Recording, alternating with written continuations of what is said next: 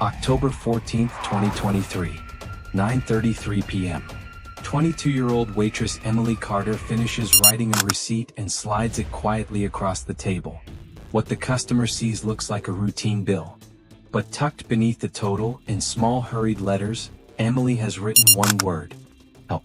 At the time, no one inside the restaurant notices anything unusual.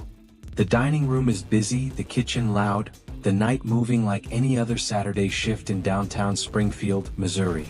Security cameras capture everything. Emily moving between tables. A man seated alone in booth 14. The receipt exchange at exactly 9:33 p.m. And then, 18 minutes later, something happens that investigators would replay hundreds of times. At first glance, the footage appears ordinary. A customer stands. Someone leaves through the front door. Staff continue working. Case closed, some would later say. But when detectives first reviewed the footage, they focused on the wrong person. Because hidden in the corner of the frame, barely visible for less than 4 seconds, was a detail no one noticed.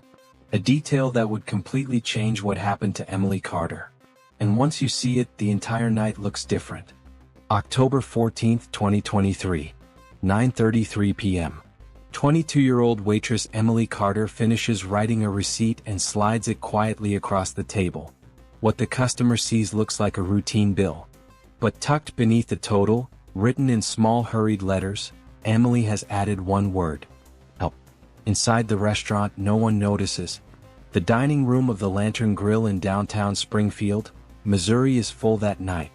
The soft clatter of dishes mixes with quiet conversation and country music playing from a ceiling speaker. Wait staff move quickly between tables, balancing trays and greeting new guests as the Saturday dinner rush reaches its peak. Security cameras mounted above the entrance, behind the bar, and near the kitchen record everything. Emily walks through the frame several times that evening, carrying plates, refilling drinks, smiling politely at customers she has never met before. At first glance, nothing about her behavior seems unusual. But 18 minutes later, something happens that investigators would replay again and again. And when detectives finally realized what Emily had tried to signal, they also realized something else. Everyone had been watching the wrong person. Emily Carter had worked at the Lantern Grill for just over 7 months. She moved to Springfield earlier that year after growing up in a small town outside Joplin, Missouri. Friends described her as practical and steady. Not impulsive. Not reckless. The kind of person who planned things weeks in advance and rarely missed a shift at work. She shared a 2-bedroom apartment with a nursing student named Hannah Flores, someone she met during a short community college program before deciding to take time off from school. Emily wanted to save money before returning to classes. Every morning she woke up early, even on days when she worked late the night before. She kept a small notebook on the kitchen counter where she wrote down goals for the week. Grocery budgets. Work schedules. Notes about saving for tuition. To people who knew her, Emily was cautious. Careful with money. Careful with people. That detail would matter later. Because when investigators began reconstructing the final hours before the incident, nothing in Emily's routine suggested someone who would willingly put herself in danger. Her shift that Saturday started at 4 in the afternoon. The Lantern Grill sat on a corner block near the historic district, a place that stayed busy with tourists and local families. The restaurant had a reputation for friendly service and long wait times on weekends. For servers like Emily, that meant good tips but non-stop work.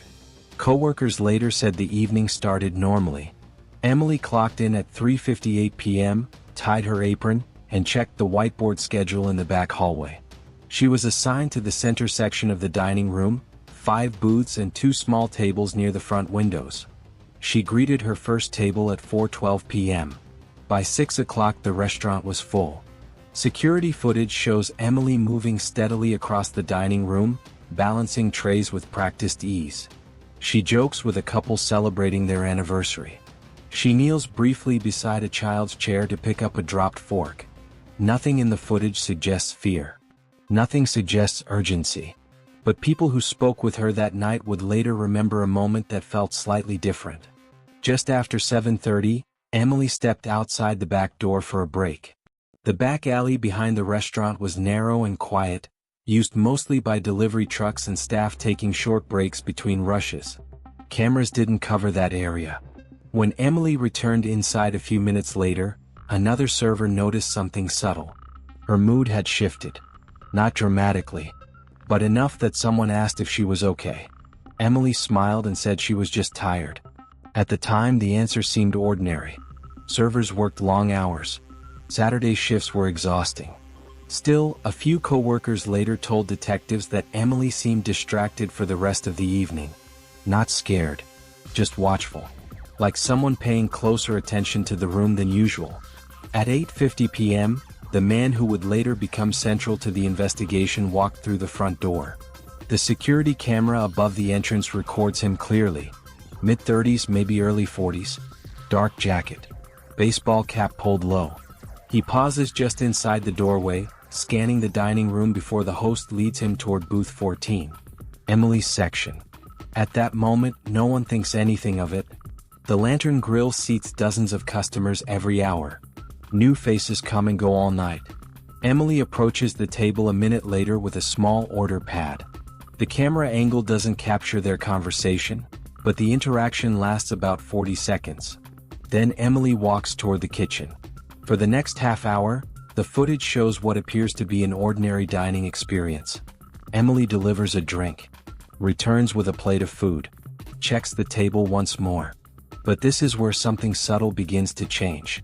Each time Emily approaches booth 14, she lingers a little longer. Not enough to seem unusual. Just a few seconds more than other tables. As if she is trying to read the room. Or trying to decide something. Investigators would later slow down the footage frame by frame. They noticed Emily occasionally glancing toward the front door. They noticed the way she held the order pad slightly tighter than usual. None of it looked like panic. But it didn't look relaxed either. At 9:29 p.m., the man in booth 14 asks for the check. Emily nods and walks toward the register near the bar. This moment would later become critical. Because between 9:29 and 9:33 p.m., something changes. The camera behind the counter captures Emily standing alone at the receipt printer.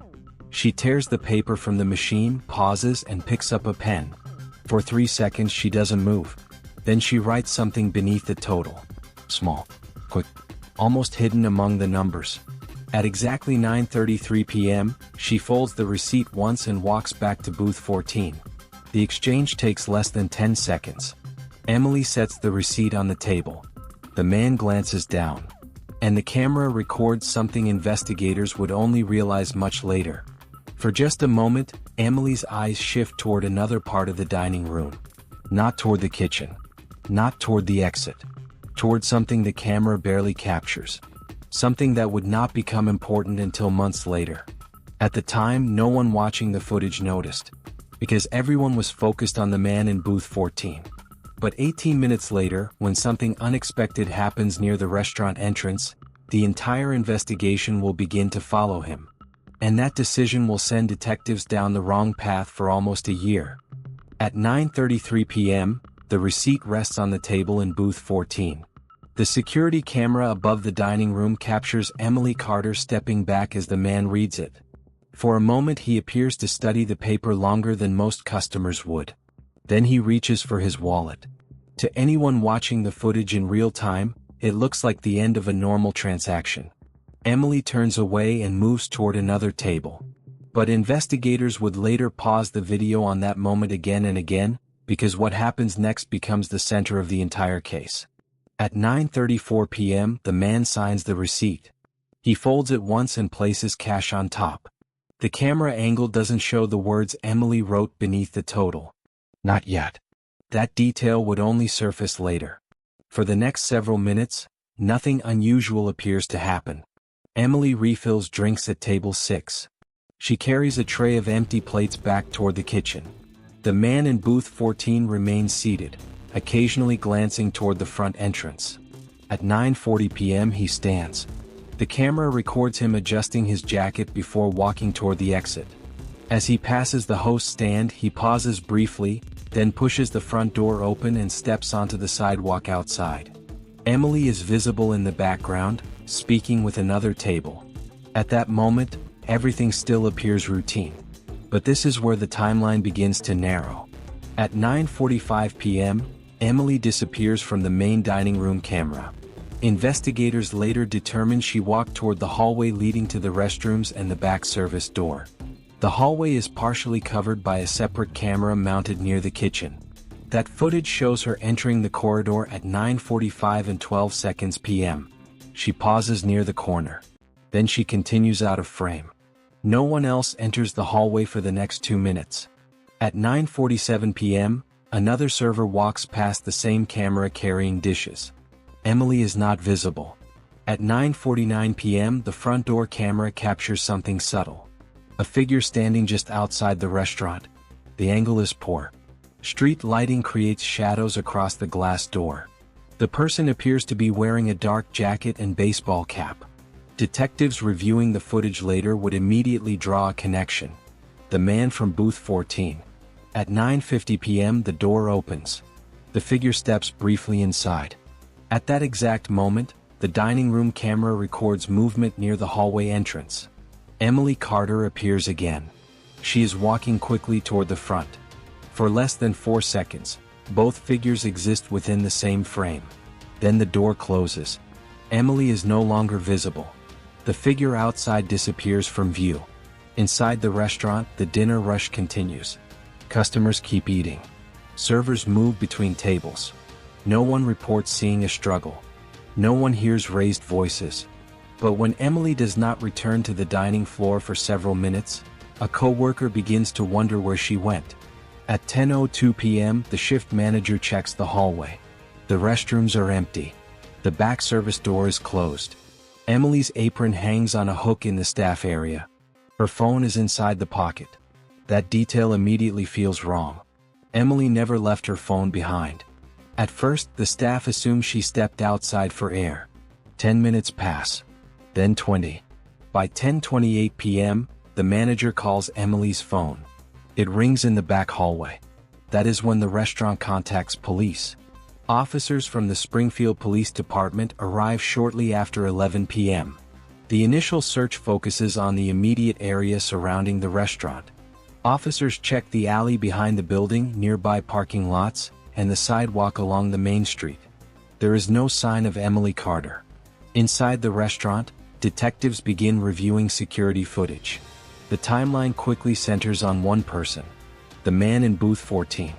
He was the last customer Emily served before disappearing.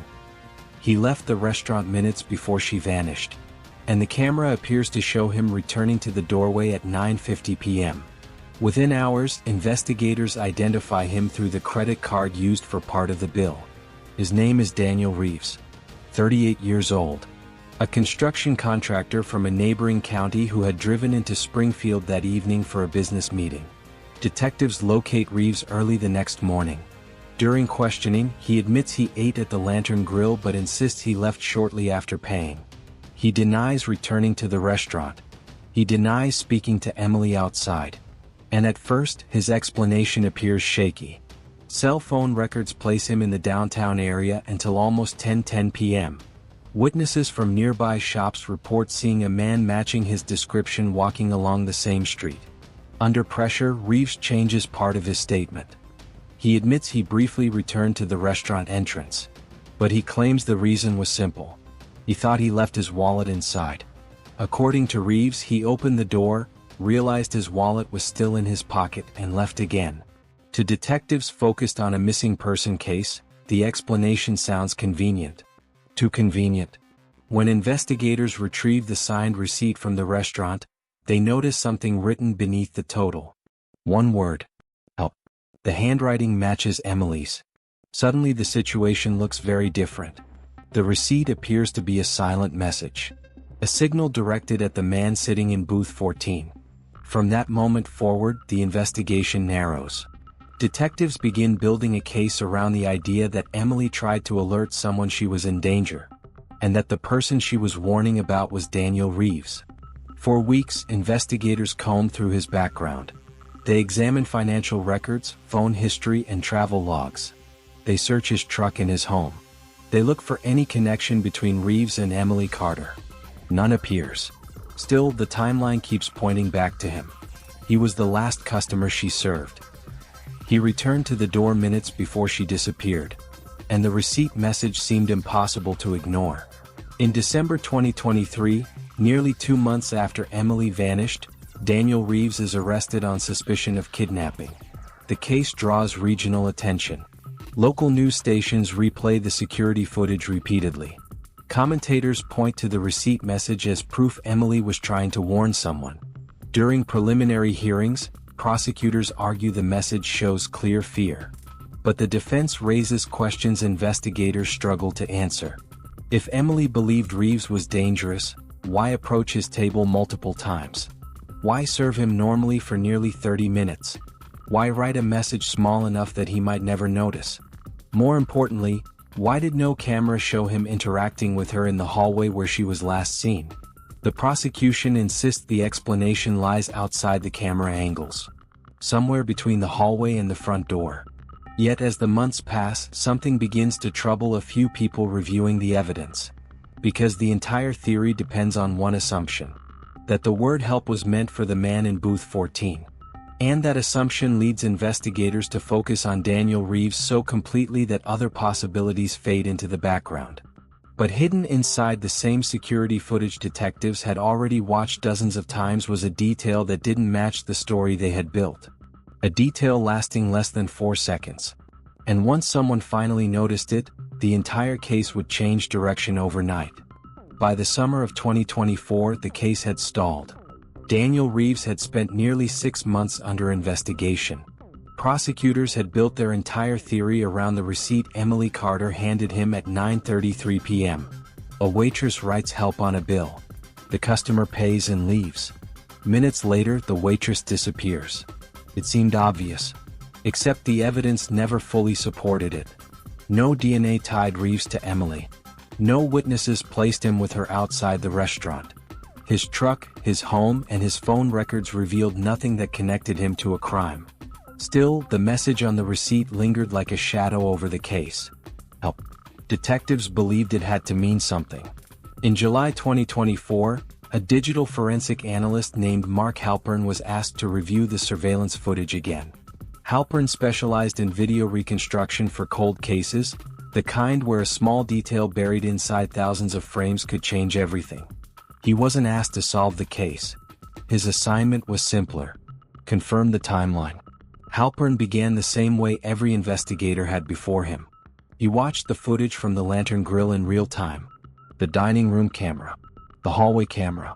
The entrance camera. Hours passed. Nothing seemed different. Daniel Reeves still appeared to be the last suspicious person near Emily before she vanished.